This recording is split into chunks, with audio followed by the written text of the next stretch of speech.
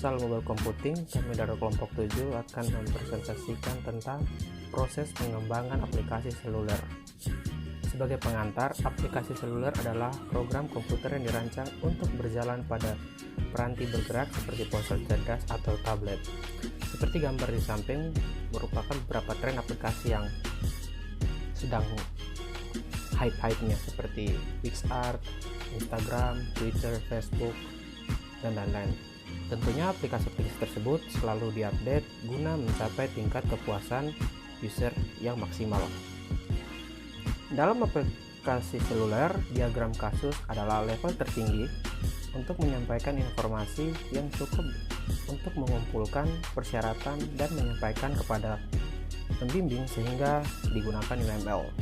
Siklus pengembangan aplikasi seluler berbasis UML. UML sendiri adalah himpunan struktur dan teknik untuk permodelan desain program berinteraksi objek atau OOP serta aplikasinya. UML merupakan metodologi untuk mengembangkan sistem desain OOP dan sekelompok perangkat tool untuk mendukung perkembangan sistem tersebut. Untuk dapat mengembangkan aplikasi seluler, pertama-tama dapat dilakukan dengan mengambil pelajaran dari metodologi pengembangan berbasis UML yang khas, kemudian menambahkan ekstensi WinSOM serta memperkenalkan beberapa ide baru untuk menutupi masalah yang tersisa untuk menangani dimensi mobilitas dan kondisi ponsel pengguna. Tujuan adalah untuk mengisi setiap lubang yang muncul karena metodologi yang seperti RUP dan lainnya gagal untuk menangani dimensi mobilitas. Untuk itu dapat diartikan, kasus penggunaan pada UML adalah alat yang digunakan tidak hanya oleh insinyur, tetapi juga analisis bisnis manajer, proyek, dan orang lain yang terlibat dalam antarmuka dengan pelanggan dan mengirimkan aplikasi yang diinginkan. Sehingga komponen utama yang perlu untuk diintegrasikan dalam proses pengembangan melibatkan mendidik pelanggan dan pengguna sistem tentang apa yang dapat mereka lakukan, apa yang tidak dapat mereka lakukan, dan konsekuensi dari keputusan yang mereka buat. Proses pengumpulan persyaratan untuk pengembangan aplikasi seluler. Langkah pertama untuk membuat kasus penggunaan seluler adalah mengumpulkan kasus penggunaan yang diasumsikan pengembang, kemudian memperkenalkan kasus penggunaan tambahan yang diperlukan dalam proses pengembangan aplikasi seluler. Contoh kasus aplikasi penunjuk arah. Penggunaan 1, pengguna menggunakan alamat rumah sebagai sumber. Pengguna memasukkan tujuan. Pengguna meminta petunjuk arah. Penggunaan 2, pengguna memasukkan alamat sumber, pengguna memasukkan alamat tujuan, dan pengguna meminta petunjuk arah. Penggunaan 3, pengguna memasukkan alamat sumber, pengguna memasukkan alamat tujuan, pengguna meminta peta. Penggunaan 4, pengguna meminta time in transport atau waktu yang diperlukan dari alamat sumber ke alamat tujuan. Penggunaan 5, pengguna menanyakan sistem alat transportasi antara tujuan dan sumber. Pengembang belum benar-benar tahu apa tentang penggunaan seluler sistem atau peduli tentang konsekuensi dari aplikasi yang digunakan oleh penggunaan seluler. Kuncinya adalah memberitahu penggunaan tentang semua hal yang mungkin dapat mereka lakukan dan sebaliknya apa yang mungkin mereka tidak dapat lakukan. Dari contoh kasus tersebut, maka pengumpulan kasus penggunaan developer mengasumsikan bahwa yang pertama, apakah pelanggan memahami nilai VUI? Apakah mereka tahu bahwa transkripsi suara belum menjadi kenyataan dengan teknologi yang ada? Apakah pelanggan telah mempertimbangkan semua skenario di mana sistem dapat digunakan oleh pengguna seluler? Yang ketiga, apakah perangkat target yang tepat? Saluran mana yang cocok dengan perangkat mana? Yang keempat, apakah semua perangkat memiliki kemungkinan yang sama untuk digunakan? Apakah klasifikasi pengguna yang berbeda menggunakan keluarga perangkat yang berbeda? Dalam kondisi apa setiap perangkat atau kelompok perangkat dapat digunakan? Dan yang terakhir, apakah ada skenario pemberitahuan dan transaksi aktif yang belum dipertimbangkan oleh pelanggan?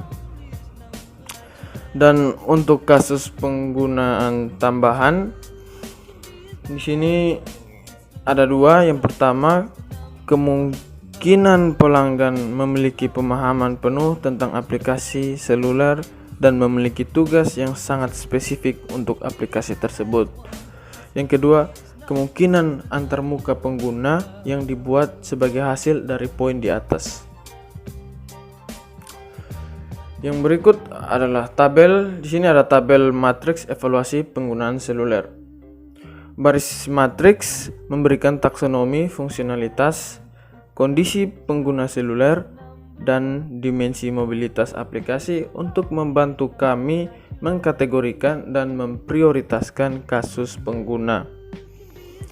Yang kedua ada judul kolom. Judul kolom adalah kasus penggunaan seluler yang telah dikumpulkan. Di sini judulnya ada reference index table, Aural user interface, location based functionality, active functionality, wireless access, multi-channel access, disconnect, usage. Dan kemudian kotak-kotak kosong ini yang di dalam matriks ini nanti diisi dengan angka, bisa juga dengan angka, bisa juga dengan persen. Angka 0 dan 1, terus 0% sampai dengan 100%. Nah, angka-angka ini adalah sebuah penilaian dari user. Misalnya contohnya mereka menilai interface-nya. Di sini kalau misalnya interface-nya, mereka akan menilai dengan angka. Misalnya interface-nya mereka kasih misalnya dengan angka 1, terus misalnya 50% interface-nya. Nah, itu nanti jadi bahan dari developer, maksudnya untuk pengembangan aplikasi untuk kedepannya. Dari contoh matriks evaluasi penggunaan seluler dapat membantu kita mengatasi masalah-masalah seperti berikut. Yang pertama, matriks evaluasi penggunaan pengguna. Itu mengenali penggunaan pengguna sebagai metrik yang hanya ditentukan dengan mengumpulkan sampel pengguna atau menanyakan informasi ini kepada pelanggan tentang perkiraan penggunaan setiap kasus penggunaan. Apa yang perlu diberikan oleh setiap pengguna yang disurvei adalah apakah mereka akan menggunakan use case atau tidak, seberapa mereka akan menggunakannya jika ada. Angka tersebut menunjukkan sebagian kecil pengguna yang menggunakan fungsionalitas kasus penggunaan atau fungsionalitas ditentukan oleh baris dan kasus penggunaan ditentukan oleh kolom. Yang kedua adalah integrasi infrastruktur. Integrasi infrastruktur merupakan tugas yang paling kompleks, yaitu untuk mengintegrasikan berbagai teknologi infrastruktur seperti platform komunikasi nirkabel, perangkat seluler, platform pengenalan suara, platform sintesis ucapan, dan lainnya ke dalam aplikasi inti. Konsekuensinya, kita perlu memprioritaskan perawatan setiap infrastruktur dalam setiap kasus karena didorong oleh pelanggan dapat menyelesaikan tugas ini dengan contoh matriks evaluasi penggunaan seluler untuk setiap bagian infrastruktur. Dalam kasus ini, indeks ditentukan agak subjektif karena tidak ada cara untuk mengetahui relevansi yang tepat dari kasus penggunaan dengan infrastruktur sesuai apa yang ada di tengah, yaitu aplikasi yang coba dibangun sampai benar-benar aplikasi dibangun. Jadi indeks ini sebagian besar adalah perkiraan. Namun demikian, perkiraan ini dapat menunjukkan perkiraan jumlah integrasi dengan bagian infrastruktur yang berbeda. Yang ketiga adalah distribusi aplikasi. Pemilihan desain sistem berdasarkan rangkaian persyaratan awal yang dapat mengakomodasikan persyaratan penggunaan tambahan selama proses pengembangan atau setelah pengiriman proyek harus didorong oleh kebutuhan pengguna, yaitu arsitektur desain dan implementasi sistem komputasi. Untuk menghindari masalah ini, kita dapat menggunakan contoh matriks evaluasi penggunaan seluler yang indeksnya menunjukkan perkiraan jumlah relatif dari tugas komputasi yang dilakukan pada sistem tertentu. kita masuk ke proses pengembangan seluler. Yang pertama, kita masuk ke pengguna. Di sini kita menerima saran atau kasus dari pengguna. Setelah dari menerima kasus, kita mengumpulkan kasus. Setelah mengumpulkan kasus, kita mengembangkan kasus tersebut. Setelah mengembangkan kasus tersebut, kita mengembangkan software. Setelah mengembangkan software, kita harus menguji kegunaan dan menguji fungsi dari perangkat lunak tersebut. Setelah perangkat lunak kita sudah baik, kita bisa kembalikan ke pengguna supaya bisa diupdate ataupun diupgrade. Yang siklus kedua, kita mulai dari pengguna. Kita menerima kasus dari pengguna. Setelah kita menerima kasus dari pengguna, kita mengumpulkan kasus-kasus tersebut. Setelah dari mengumpulkan kasus tersebut, kita mengembangkan kasus. Setelah mengembangkan kasus, kita masuk ke pengembangan secara umum atau mengembangkan semua kasus yang telah diterima.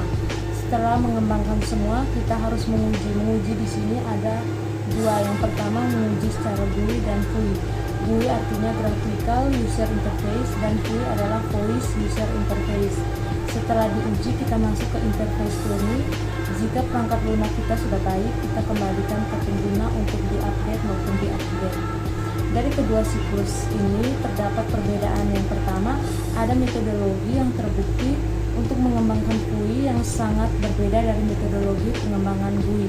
Yang kedua, penerapan lapisan abstraksi tambahan yang memerlukan modifikasi untuk membangun antarmuka pengguna multisaluran. Yang ketiga, penggabungan integrasi infrastruktur berbasis lokal serta infrastruktur nirkabel ke dalam kotak pengembangan.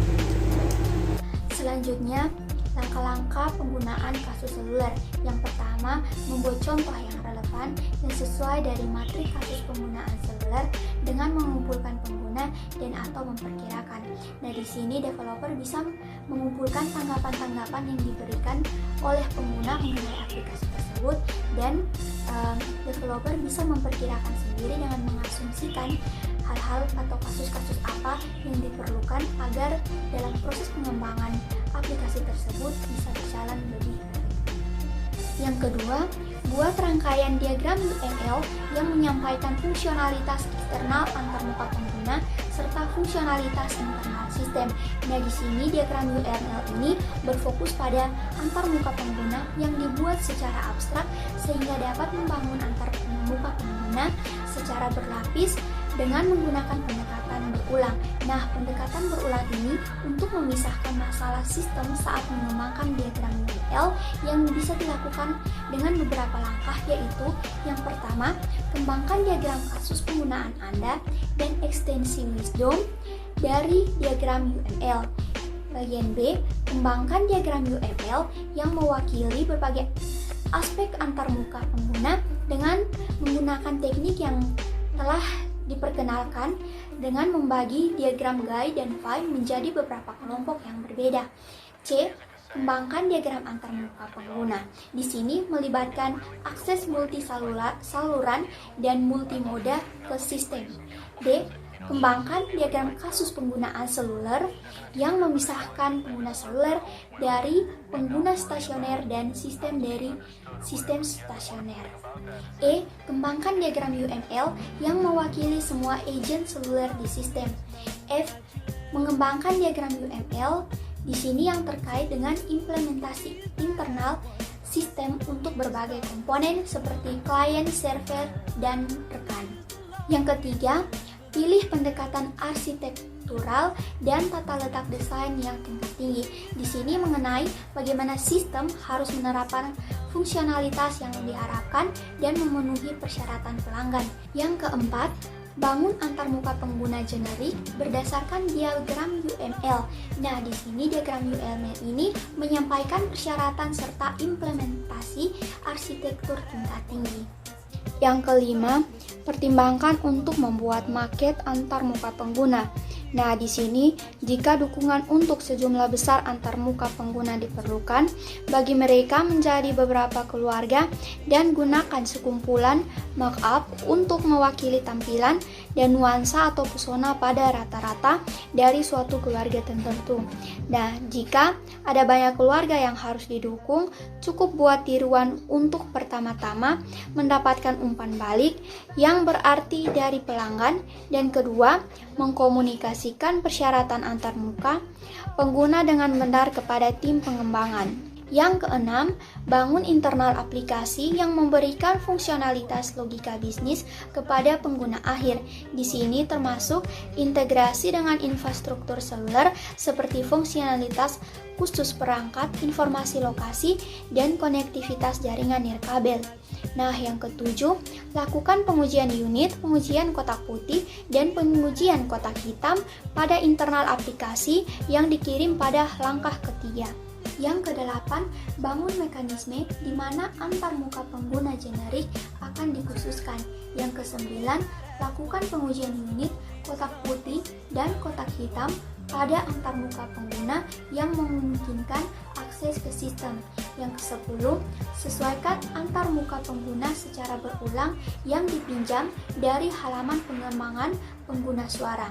Yang kesebelas, pelanggan melihat bagian fungsionalitas yang dikirimkan atau seluruh produk, menerima produk, atau memberi persyaratan tambahan yang melalui proses penerimaan pelanggan sehingga memudahkan developer untuk memodifikasi persyaratan yang telah ditentukan oleh pengguna. Yang ke-11, pelanggan melihat bagian fungsionalitas yang dikirimkan atau seluruh produk, menerima produk, atau memberi persyaratan tambahan, serta memodifikasi persyaratan tersebut melalui proses penerimaan pelanggan sehingga persyaratan tersebut membawa developer kembali ke langkah pertama. Berdasarkan materi yang telah kami jelaskan, maka dapat disimpulkan bahwa dalam pengembangan aplikasi seluler diperlukan pemahaman dan banyak informasi tentang persyaratan yang valid.